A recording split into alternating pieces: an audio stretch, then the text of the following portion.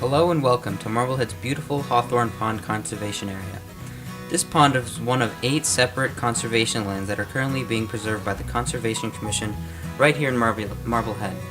During this segment, I will be taking you on a tour of a looping trail through the area, as well as highlighting some of the various natural attributes that make this pond so special. The entire Hawthorn Pond area is just over 10 acres, and the loop trail that we are about to embark on can be walked in about 20 minutes. There are 3 entrances to the loop trail. 2 of them stem from the old B&M railbed, known to many as the Path. This entrance, however, stems from the street. You might recognize the spot as the end of Hawthorn Road off of Village Street. All of the water that feeds into this area is runoff from various locations. This brook is the largest contributor. Runoff is water that collects from areas where it cannot penetrate the surface, such as roads, roofs, as well as the surrounding ground, if the bed of the collection point is lower than the water table.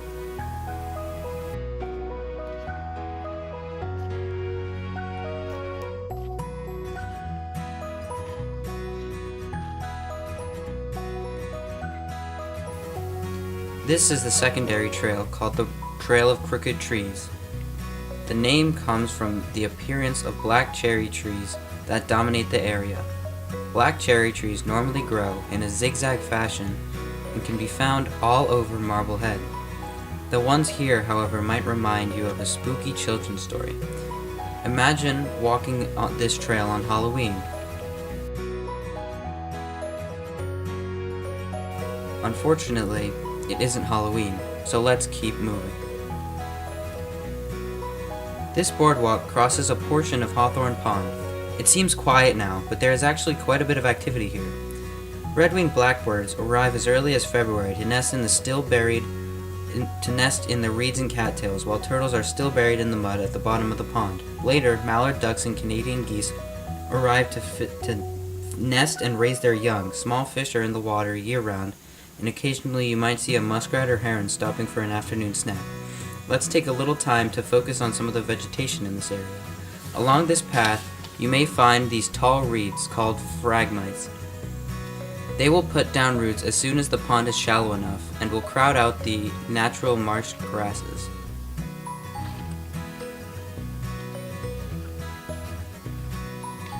We are now walking on the path to about halfway in between the 2 entrances of the loop trail that goes around the pond.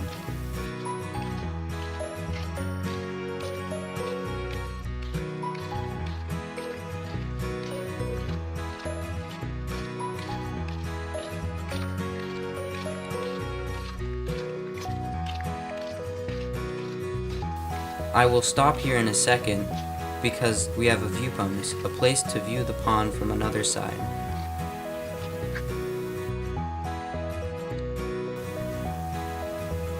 By midsummer, the pond is covered with duckweed. From even a short distance, it looks like algae, but it is actually the smallest flowering plant. It is a favorite food of the ducks.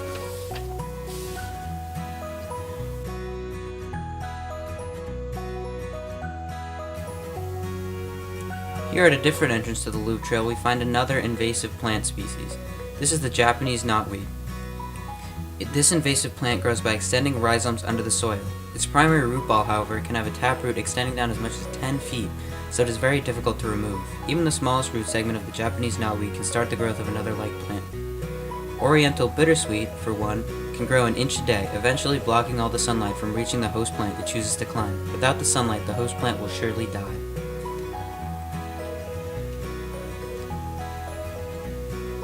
The multifloral rose is another invasive species common to the area. Like the oriental bittersweet, its roots can help stabilize the soil on a steep slope. However, its ability to grow almost anywhere and send out to long branches of thorns allow it to take over an area.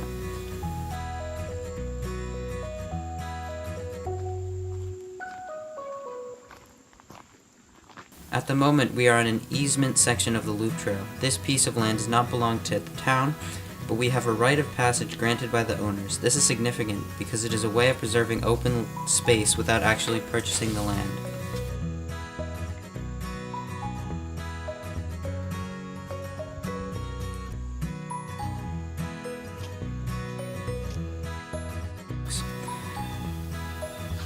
These vines are called poison ivy. This plant appears in 3 forms in town: vine, ground cover, and bush. Here at Hawthorn Pond, we can find the vine and ground cover forms. Stay away from any plant that has 3 leaves at the end of each tendril. The oil on the plant can cause a skin irritation that is most unpleasant. Just up ahead, this trail meets the one we started from. A right turn and a few steps, we will be back at the end of Hawthorn Road.